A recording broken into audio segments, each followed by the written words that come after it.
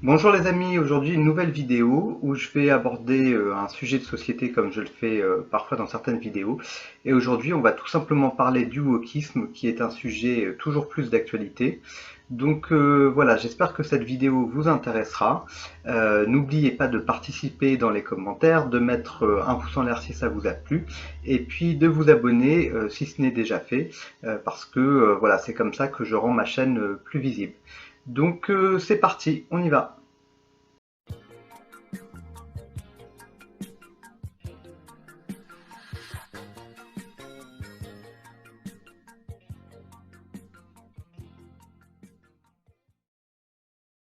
Alors donc dans cette vidéo, je vais essayer d'aborder le sujet du wokisme sous un angle différent, puisque je trouve que en fait très souvent ce thème est abordé de façon extrême, c'est-à-dire soit les gens qui détestent ça, soit les gens qui adorent ça, et ce qui fait qu'on a des opinions très clivées et que on continue à être à entretenir une société très divisée, ce qui à mon avis est néfaste. Et le point de vue original que je peux amener sur ça, c'est que normalement je serais censé faire partie de la communauté LGBT et que malgré tout j'ai un point de vue négatif sur cette orientation culturelle qui nous est proposée depuis quelques années. Et donc je trouve ça intéressant d'amener cette critique-là, ce point de vue critique de l'intérieur. Je suis pas le seul à faire, mais c'est très très peu relayé. Donc il y a des gens qui faisaient partie de milieux militants et qui sont sortis du wokisme, donc je trouve que c'est intéressant de prendre en compte leur témoignage. Moi personnellement, je suis pas du tout militant dans l'âme, donc j'ai jamais fait partie d'aucun militantisme. J'ai toujours refusé de me positionner à droite ou à gauche. J'ai toujours refusé d'être limité par des définitions trop de un clan contre l'autre. Mais voilà, étant homosexuel quand j'étais plus jeune, j'ai participé à des gay pride, j'ai été dans des soirées gays, j'ai lu de la presse. Au fur et à mesure des années 2010, je me suis un peu détaché de tout ça parce que justement je sentais un militantisme un peu exagéré. Et en fait c'était les débuts du wokisme, mais moi je connaissais pas du tout ce mot-là. Et donc j'ai pris du recul et puis j'ai toujours eu cette curiosité d'esprit de m'intéresser à plein de choses. Et aujourd'hui, voilà, on est 13 ans plus tard et je me rends compte que en fait, ben oui, il y avait effectivement une tendance qui était un peu à la caricature et qui, à mon avis, est une dérive. Donc voilà, en ayant une discussion intelligente, vous pouvez participer dans les commentaires en disant si naturellement vous êtes plutôt contre ou pour ce qu'on appelle aujourd'hui le wokisme, qui est un terme d'ailleurs un peu flou, mais bon, il faut bien l'utiliser quand même. Il a quand même malgré tout une définition. Et puis moi, je vais essayer de vous partager au mieux ma compréhension des choses. Hey, it's me, Patagonia, a real-life homosexual. And today I'm here with the North Face. We are here to invite you to come out, the beautiful LGHGTV community. Pour revenir sur les origines du wokisme, d'après les recherches que j'ai fait, il y a quelques sociologues qui ont fait des vidéos pour parler de ça. Ça remonte aux années 80, donc c'est assez lointain, c'est plus vieux que ce qu'on imagine, et c'est venu de la part d'universitaires américains qui ont comment dire, travaillé autour de ce qu'ils appellent la French Theory. Donc bizarrement, on est inclus dedans, nous Français, mais je pense que c'est un peu une exagération de travaux d'intellectuels français qui ont mené à la déconstruction des stéréotypes, la déconstruction des genres. Je ne sais pas si c'était exactement ce qu'ils voulaient faire, mais en tout cas, il y a des universitaires américains qui, à la fin des années 80, ont compilé tout ça et on dit que quelque part, l'intérêt de la modernité, c'était de déconstruire tous les stéréotypes, donc les stéréotypes masculins, féminins, les stéréotypes de classe, de genre, bon voilà. C'est pas tout à fait illogique que ce soit arrivé, puisque quelque part ça correspond un peu à l'évolution des mœurs dans les années 60-70, où de nombreuses personnes ont accédé à comment dire, de nombreuses catégories de la population ont été visibilisées alors qu'ils étaient invisibilisés.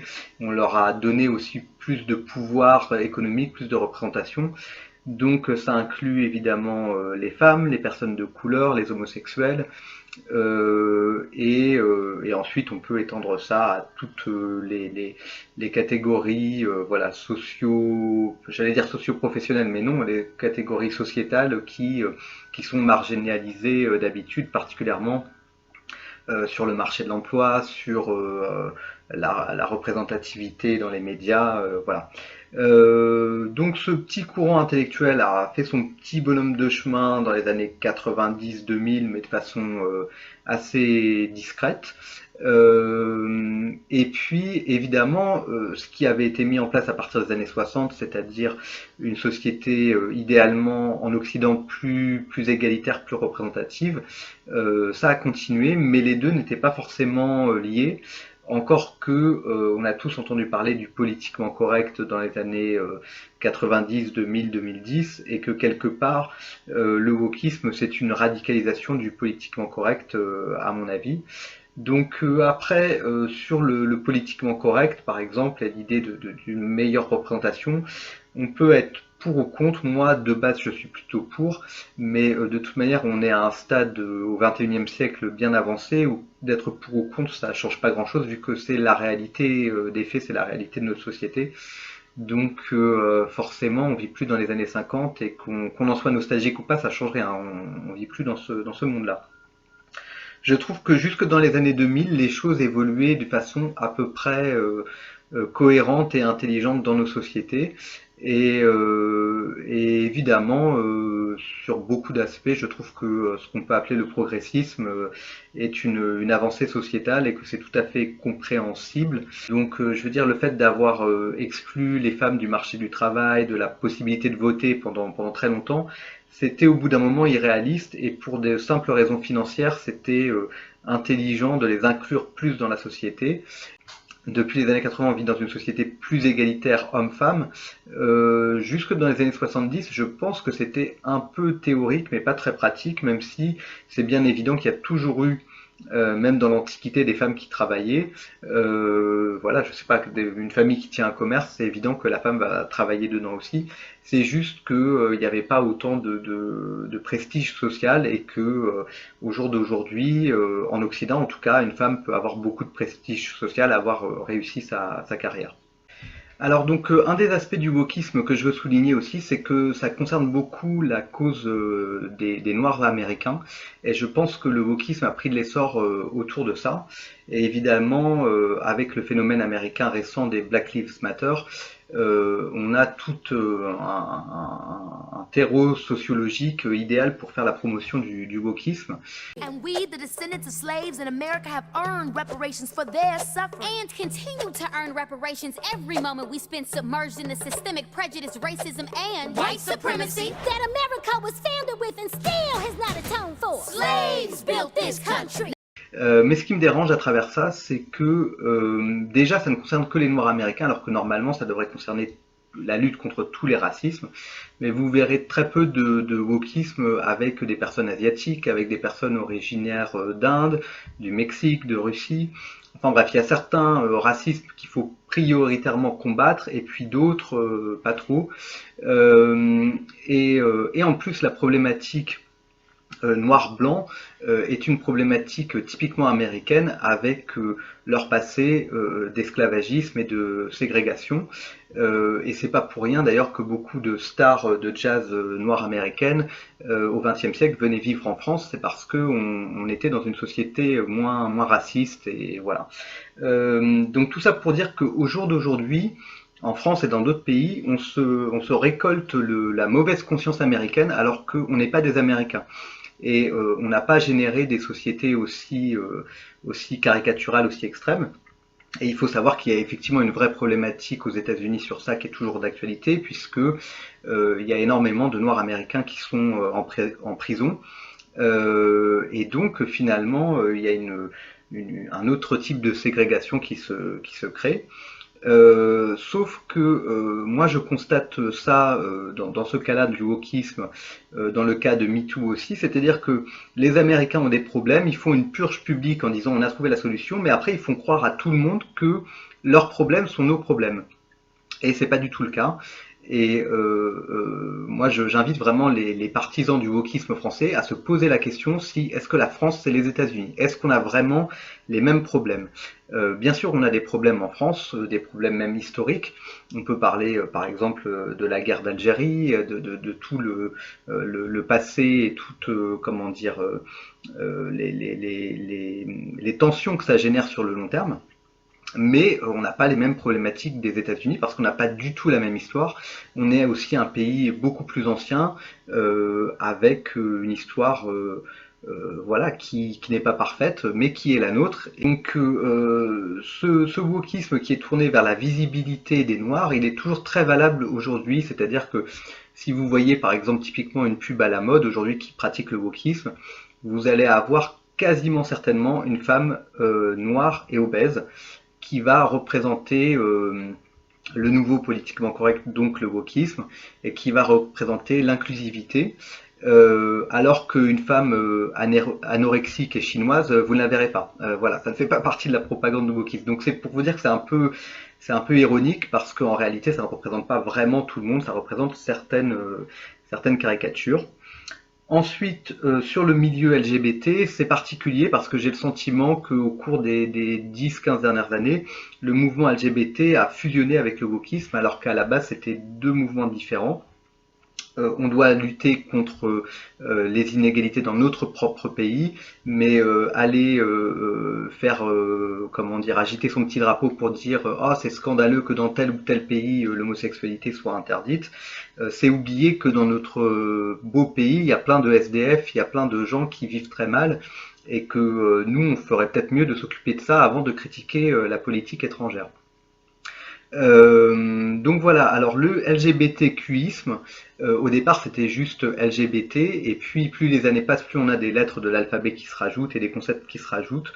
Je trouve ça assez absurde et c'est ce qui fait que moi je suis complètement sorti de cette communauté, d'ailleurs que j'ai toujours regardé avec une certaine méfiance, mais quand même c'est arrivé à un point où j'en viens malheureusement presque à détester une communauté qui normalement pour laquelle je devrais avoir de la sympathie normalement.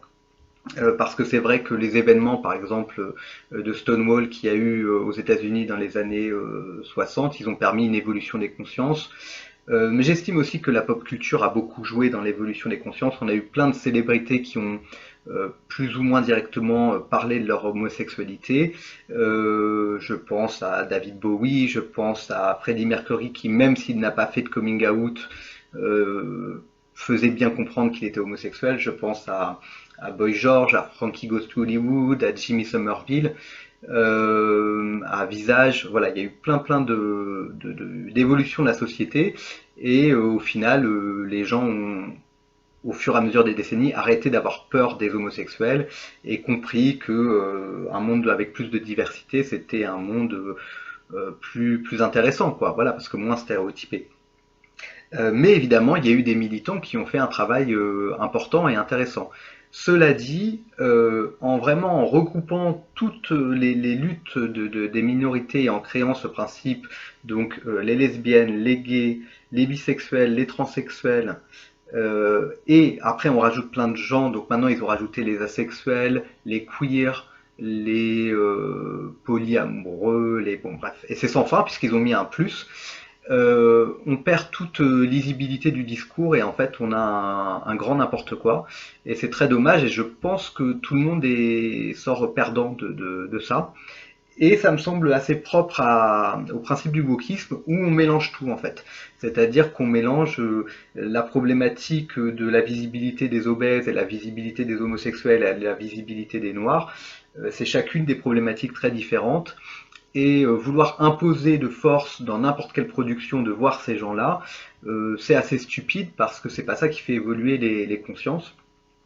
Et le mode opératif du wokisme est aussi très questionnable puisqu'il y a vraiment cette volonté de faire culpabiliser les gens et de vouloir absolument imposer une visibilité de diversité dans des contextes qui sont mal choisis.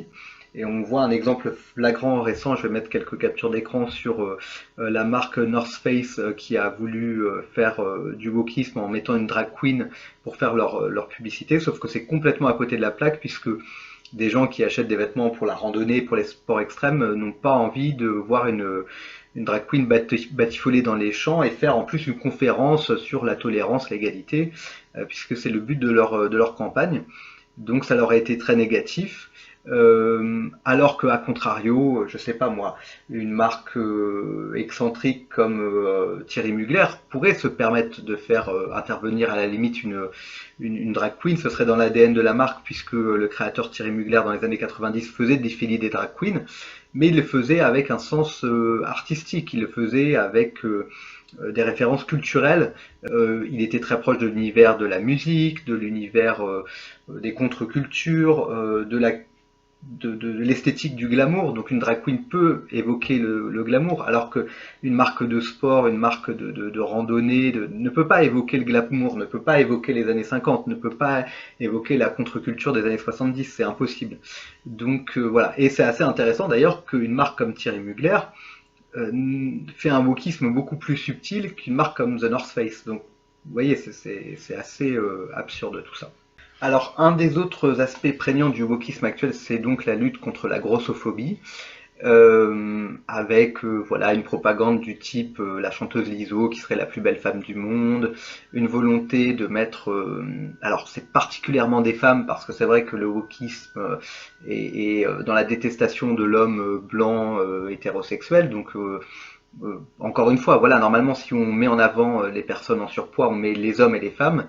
Et tous les sociologues qui ont étudié sérieusement le wokisme constatent que c'est systématiquement des femmes. Donc en fait c'est un peu absurde parce que normalement si on lutte vraiment pour l'égalité, on s'occupe aussi de la souffrance que peuvent ressentir des hommes en surpoids à ne pas être représentés. Or ils sont totalement ignorés parce que finalement étant des hommes ils sont entre guillemets dans le camp du mal. À double sens, j'ai envie de dire. Et donc cette propagande, je la trouve vraiment caricaturale et mauvaise. Bien sûr que par le passé, il y a une représentation négative des personnes en surpoids. C'était vrai notamment, malheureusement, dans un clip comme Nuit de folie de début de soirée, où on avait vraiment une caricature assez méchante des personnes en surpoids. Mais maintenant, représenter systématiquement les personnes en surpoids ou obèses comme étant la nouvelle norme et même la bonne santé, puisque c'est ce qu'a titré le magazine Cosmopolitan il y a quelques années. Il a dit c'est une personne en bonne santé et on voyait une femme noire obèse en couverture. Et puis regardez le nombre de publicités, les publicités pour les tampons Nana je crois. On a encore une femme obèse qui fait du patin à glace, c'est le corps idéal pour faire du patinage artistique par exemple, donc elle est sportive, elle est belle, elle est bien dans sa peau et tout ça. On a des publicités en ce moment partout en France pour je ne sais plus quelle salle de sport, on a encore une fois une femme obèse noire qui vient toquer sur l'écran et qui vient dire venez faire du sport avec moi. On a eu les pubs pour la lingerie H&M avec des femmes obèses qui dansaient dans une grotte. Et tout ça est représenté de façon aussi caricaturale que l'autre extrême qu'on a connu pendant des décennies, qui était de mettre des femmes anorexiques partout. Alors, les amis, je pense qu'on est tous d'accord que dans la réalité de tous les jours, il n'y a pas que soit des obèses, soit des anorexiques. Il y a la plupart du temps des gens qui, heureusement, ont une morphologie normale.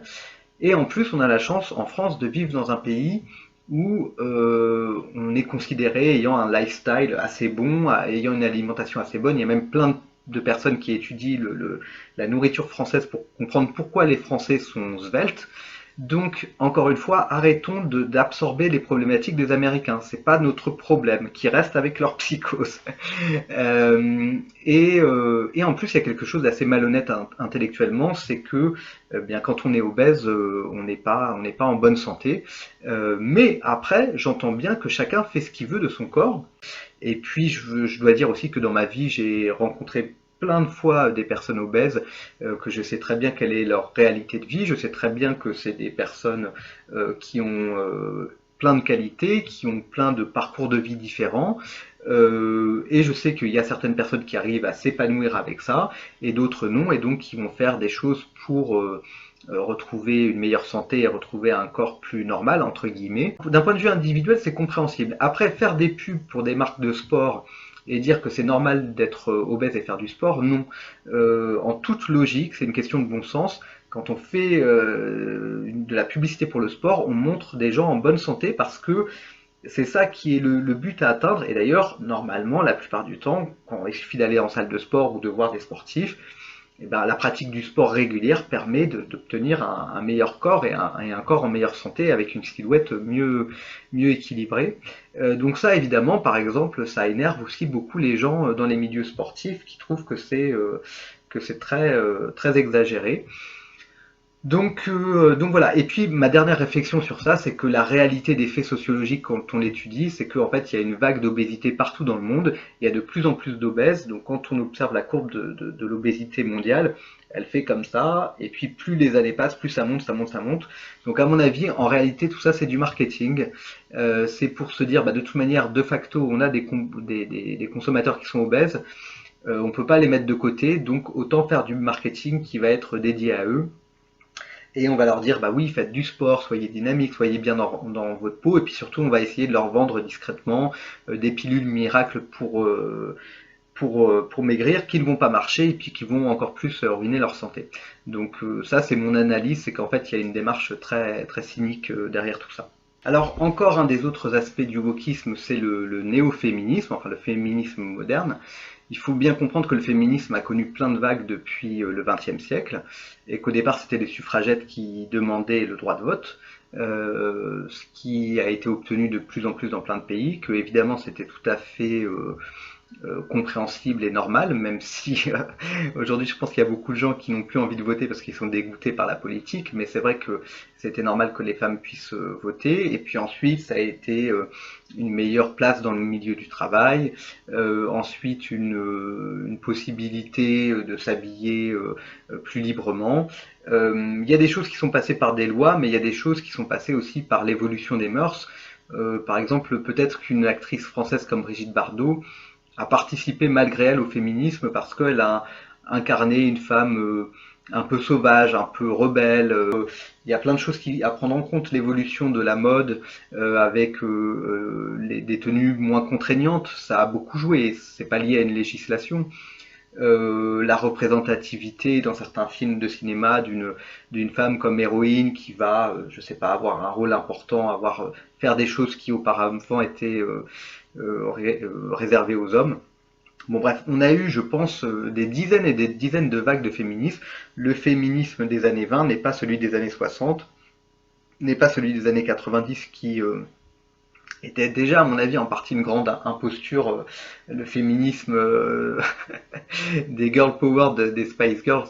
J'adore les Spice Girls, mais franchement, c'était un féminisme totalement bidon. Et puis aujourd'hui, on a un féminisme totalement ridicule des Nicki Minaj et compagnie, c'est-à-dire qu'on a vraiment des jeunes femmes qui littéralement se présentent et s'habillent comme des prostituées, qui ont un langage extrêmement vulgaire et qui vont utiliser des termes extrêmement diffamants contre elles-mêmes en se traitant de bad bitch, donc ça veut dire mauvaise salope, quoi, voilà. Et on appelle ça du féminisme. Je veux dire, voilà, il faut revenir à la réalité. Si le féminisme est quelque chose de sérieux, c'est la possibilité pour n'importe quelle femme d'exister librement et d'être respectée. C'est pas d'être habillée comme une pute et de dire des insultes dans les clips. Voilà. Moi, ça me dérange pas les excentricités des chanteurs et des chanteuses tant que c'est fait dans le style de l'entertainment, mais quand c'est utilisé pour une propagande culturelle, ça me fait grincer des dents déjà un peu plus. Et puis évidemment, le féminisme moderne, c'est MeToo aussi. Alors c'est tout à fait légitime de dénoncer les violences faites aux femmes, sauf que ce qui me dérange, c'est que c'est des violences faites aux femmes dans le milieu du cinéma américain. Et donc c'est les Américains qui ont merdé, parce qu'en fait ils ont laissé se faire une industrie où les femmes sont exploitées. C'est quelque chose qui existe depuis très longtemps. Moi, ça me fait tout de suite penser, puisque je parle souvent de pop musique, à Cathy Dennis, la chanteuse anglaise dont je vous ai déjà parlé, qui explique qu'elle a mis fin à sa carrière américaine parce qu'elle avait subi du harcèlement sexuel. C'est le cas aussi de Sylvie Vartan, à qui on a proposé une carrière américaine dans les années 70-80 et qui a refusé de la prolonger parce qu'elle comprenait que il fallait coucher avec les producteurs pour que sa carrière avance. Et c'est le cas de énormément de gens.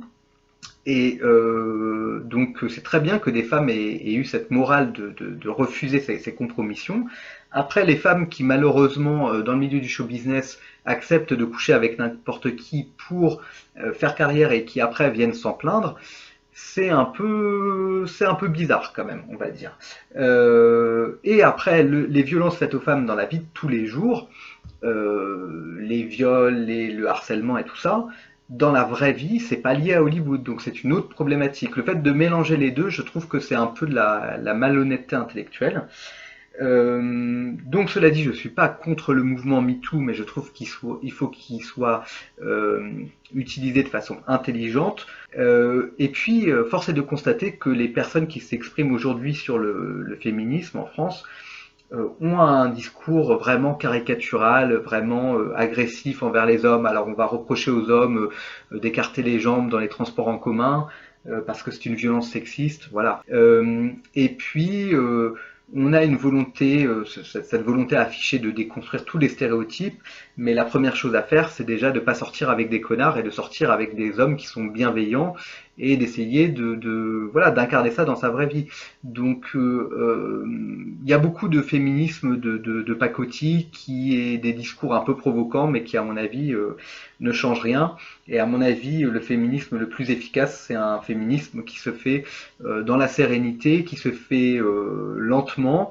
Et de toute manière, c'est évident que la marche de l'histoire montre que les femmes prennent de plus en plus de place. Donc il n'y a pas besoin de caricaturer les choses plus que ça. Encore une dernière chose sur les aspects du wokisme, je pense que j'ai pas tout traité, mais ça va être difficile tellement c'est protéiforme. Mais c'est protéiforme, mais plutôt bordélique. Moi, je dirais que je pense pas que la structure soit bien faite. C'est des drag queens qui sont très souvent utilisées comme fer de lance du wokisme. J'en ai parlé rapidement tout à l'heure. Je trouve ça extrêmement dommage et extrêmement stupide parce que les drag queens à la base sont des artistes de spectacle. Ce sont des gens qui sont payés pour faire un spectacle dans les cabarets. Ça existe depuis assez longtemps. À mon avis, l'origine remonte très loin, avec dans les troupes de théâtre les hommes qui jouaient des rôles de femmes parce que pour des raisons sociologiques, il n'y avait pas de femmes qui étaient disponibles ou alors ça leur était interdit. Et je pense qu'il y avait très souvent un aspect comique à avoir des hommes travestis en femmes et que ça a donné lieu à plein de traditions où on va avoir un petit spectacle comique avec un homme déguisé en femme, voilà. On en a des versions modernes, nous, qu'on connaît très bien. En France, par exemple, avec Les Inconnus, qui se déguisaient souvent en femmes et qui faisaient des sketchs mémorables. Et moi, je pense surtout à tous les rôles de femmes qu'a joué Didier Bourdon, et souvent, il arrivait à faire des personnages assez drôles. En Angleterre, on a le personnage de Dame Edna, qui était un personnage comique incarné par un acteur, qui était très populaire. Et donc, ces personnages-là ne sont pas typiquement des drag queens, mais en fait, c'est la même lignée. Donc, on est vraiment dans le spectacle. On n'est pas dans le militantisme LGBT, on n'est pas dans le militantisme wokisme, et on n'est pas dans le militantisme du tout. La première vraie drag queen, moi, que je considère comme intéressante dans l'histoire moderne, c'est Divine. C'est donc un acteur et chanteur américain, si je me trompe pas, qui a fait une carrière dans les années 70-80 très intéressante, en étant à la base très underground et en réussissant quand même à avoir une certaine notoriété, et qui est mort très jeune du sida. Et dans le monde du spectacle, c'est bien qu'il y ait des personnes excentriques. Donc moi, Divine, c'est un personnage pour qui j'ai de la sympathie. Après, il y a eu aux États-Unis RuPaul, qui a toujours beaucoup de succès aujourd'hui. Au départ, c'est une drag queen qui a réussi à faire une belle carrière en tant qu'animatrice télé et chanteuse. Bon, chanteuse-chanteur, hein, ça dépend comment on se positionne. Mais ces dernières années, avec son succès de ses émissions de télé, RuPaul Drag Race, je trouve qu'on est tombé dans le wokisme, dans le militantisme LGBT, et c'est devenu un peu assez vulgaire parce qu'en plus on a cet aspect militantisme et en plus on a l'aspect télé-réalité de son émission où on voit concrètement des gens se disputer, faire des dramas et tout ça. Donc c'est assez vulgaire et j'ai l'impression que RuPaul au final a terni beaucoup l'image des drag queens. Et je trouve que c'est pas terrible. Et puis ces dernières années, c'est encore pire avec un nombre pas si grand que ça, mais un nombre important de drag queens qui acceptent d'être payées par des entreprises pour faire de la propagande LGBT, notamment auprès des enfants dans les cours de maternelle. Et là, c'est vraiment des gens qui sont totalement à côté de la plaque, parce que normalement, quand on est drag queen, on fait un spectacle pour des adultes, et on les fait rire en faisant une parodie de Madonna, de Céline Dion, de Mylène Farmer. On invente un personnage caricatural de secrétaire, de grande bourgeoise, mais on fait du spectacle, comme le font les clowns, quoi. Voilà. On n'est pas là pour faire de la propagande et pour dire aux petits garçons qui sont des petites filles et pour dire aux petites filles qui sont des petits garçons. Je trouve ça lamentable. En plus, les drag queens ne sont pas censés représenter les homosexuels. Ça n'a rien à voir. Les drag queens ne sont pas censés représenter les transsexuels. Ça n'a rien à voir.